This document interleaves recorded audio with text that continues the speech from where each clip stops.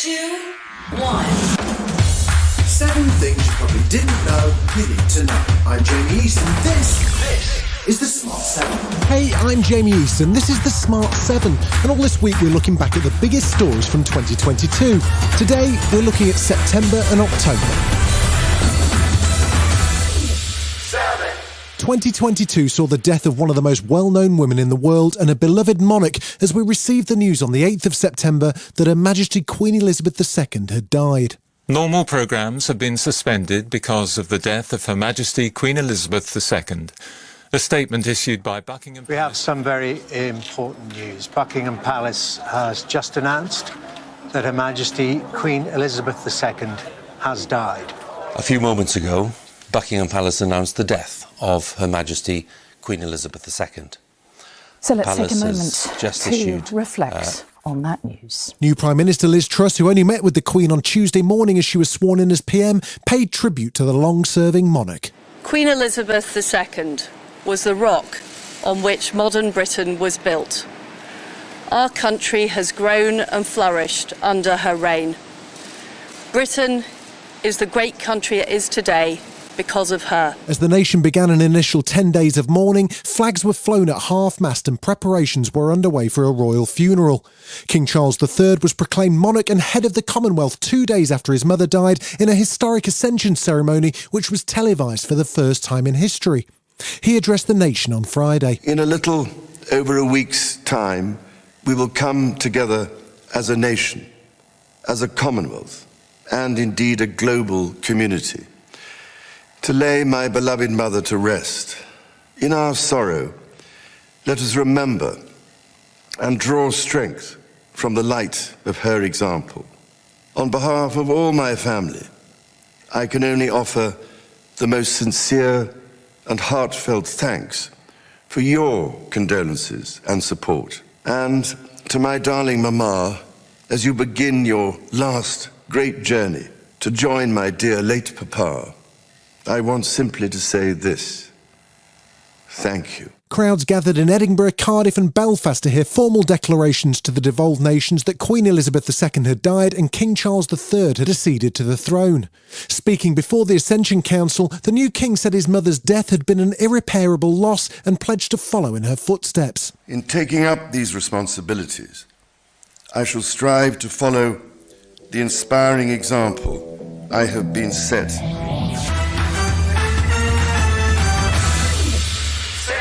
The summer saw a protracted internal battle amongst the Tories as Liz Truss and Rishi Sunak fought to replace Boris. Liz came out on top, and that could only mean one thing. On the 7th of December, we watched Boris Johnson take to the podium one last time and sign off in his 3 years in number 10 Downing Street. Did he use his final speech to the nation as a chance to apologise and set the record straight? Did he mention levelling up? What about all those hospitals? Well, he did at least call on the Tory party to unite behind Liz Truss, but there was also an awful lot of waffle. Well, this is it, folks. Thank you, everybody, for coming out so early. OK, now, so we've... in Balmoral to see Her Majesty the Queen. And the torch will finally be passed to of the Pacific. Like Cincinnatus, I am returning to my plough. And I will be offering this Cincinnatus? Oh my God. Future careers. Let me say that I am now like one of those booster rockets that has fulfilled. Thank you all very much. A booster Thank you. rocket? Oh, Goodbye. God. His speech received mixed reviews, to put it kindly, with former Director of Communications at Downing Street, Alistair Campbell, feeling particularly unimpressed. He arrived in that building as a liar and a fantasist, and he's leaving it as a liar and a fantasist. I mean, the disconnect between the country that he was describing and the country that he has actually helped to preside over was enormous.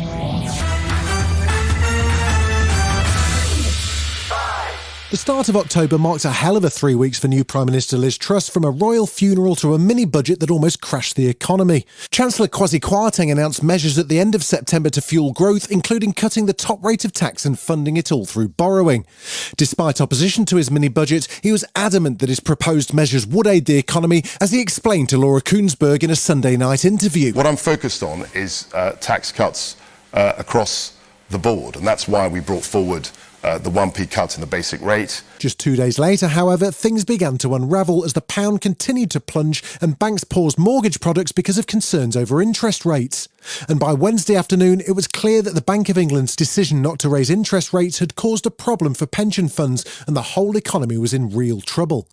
The International Monetary Fund also issued a warning, and the bank had to launch an emergency bond buying programme to stabilise markets. With serious pressure on, the Chancellor still refused to change or retract the mini-budget despite calls from Labour to recall Parliament. And with new polling from YouGov showing Labour opening up a 33-point lead over the Tories, things were looking grim for the new leadership. After all that, in a shocking U-turn, Kwasi Kwarteng announced that he was scrapping plans to scrap the 45% tax rate. His plan to ditch the controversial tax came less than 24 hours after the Prime Minister's BBC interview, who was accused of throwing Kwasi Kwarteng under a bus after this comment. Can I ask you, Prime Minister, did you discuss scrapping the top rate with your whole cabinet? No. No, we didn't. It was a decision that the Chancellor made. By Tuesday of the same week, things seemed to be going from bad to worse for Liz Truss as she refused to commit to raising benefits in line with inflation, a promise made by her predecessor Boris Johnson.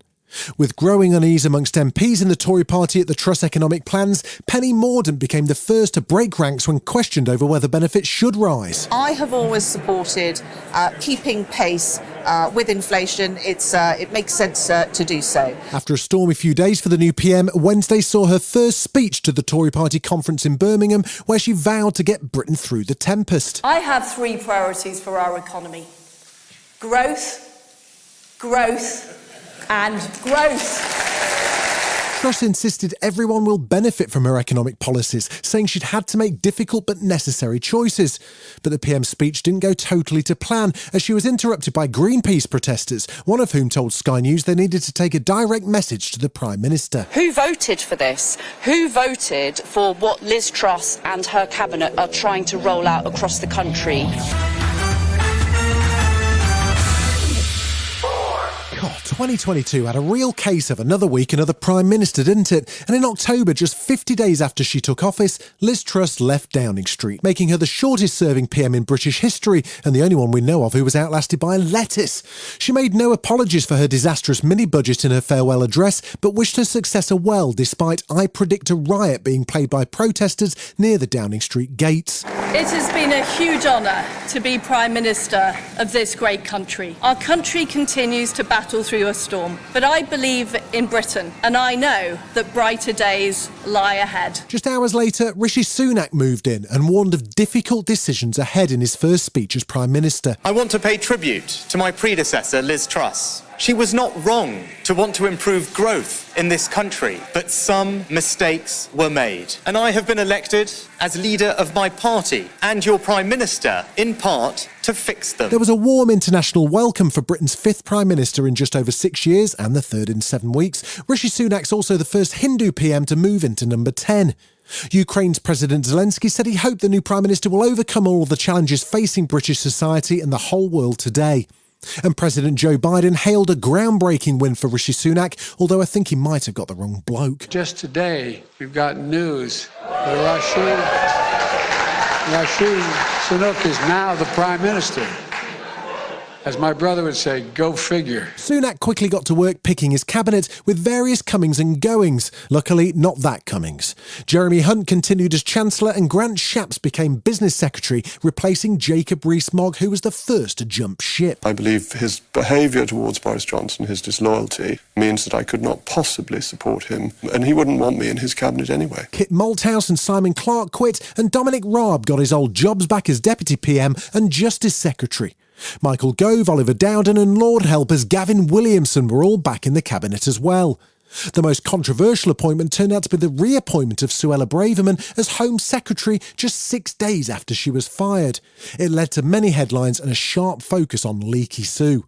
Labour's Shadow Work and Pension Secretary Jonathan Ashworth said Sunak was weak and had appointed the same old faces. I've just learned that Rishi Sunak has reappointed as Home Secretary Suella Braverman. She was forced to resign. She was sacked last week. And the fact that Rishi Sunak has brought her back tonight shows a monumental lack of judgment on behalf of Rishi Sunak. Still to come on this special edition of the Smart 7, September sees a tennis legend bow out and protests in Iran over the death of Mahsa Amini continue in October. Right after this. Welcome back. In October, protests were still continuing in Iran over the death of Mahsa Amini in police custody. The 22-year-old was arrested by Iran's morality police in September for allegedly breaking headscarf rules and died shortly afterwards. A girls' school in the country brought a member of the Iranian Basij resistance force to speak to students, but it was far from a warm welcome as they took off their headscarves and demanded he get lost. Meanwhile, women have been filming themselves cutting their hair in support of Iranian women and girls who've been killed in the protests. And Swedish MEP Abir Al-Solani cut off a ponytail during an EU Parliament speech, citing the words that would fuel protests across the world. Until the women of Iran are free, we are going to stand with you. Jian, Azadi, women, life, freedom. During October, we saw the war in Ukraine continue as the battle intensified for control of southern Ukraine and the strategic city of Kherson. Meanwhile, Russian President Vladimir Putin continued to suggest Ukraine was preparing a so-called dirty bomb, specifically in the areas around the Chernobyl nuclear power plant. NATO Secretary-General Jens Stoltenberg had no patience for those rumours and said this misdirections an established Russian tactic. Russia now falsely claims Ukraine is preparing to use a radiological dirty bomb. NATO allies reject this transparently false allegation. October also saw Russian President Vladimir Putin deny he'd conduct a nuclear attack on Ukraine, claiming any veiled threats of atomic warfare were prompted by Western leaders. Let's just say that the West, in recent years, and especially in recent months, has taken a number of steps to aggravate us. Well, in fact, they always play to exacerbate things. This is nothing new. They are inciting war in Ukraine. His claims that nuclear action's not on the table came less than 24 hours after he oversaw routine nuclear exercises thought to mimic a retaliatory strike.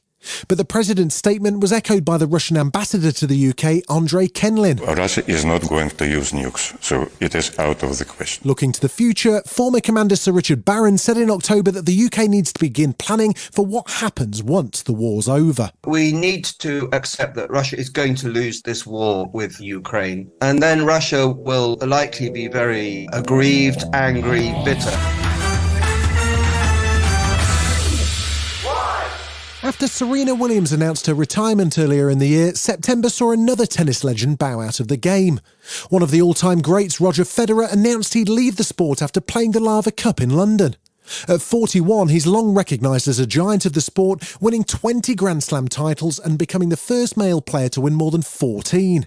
But after over 1,500 matches, he says his body's just not up to the pace of the ATP Tour anymore. Tennis has treated me more generously than I ever would have dreamt, and now I must recognise when it is time to end my competitive career. The Labour Cup next week in London will be my final ATP event. I will play more tennis in the future, of course, but just not in Grand Slams or on the tour. This has been The Smart 7. Wherever you're listening, do us a favour and hit the follow button. We'll be back tomorrow at 7 a.m. Have a great day. Written, produced and published by Daft Doris.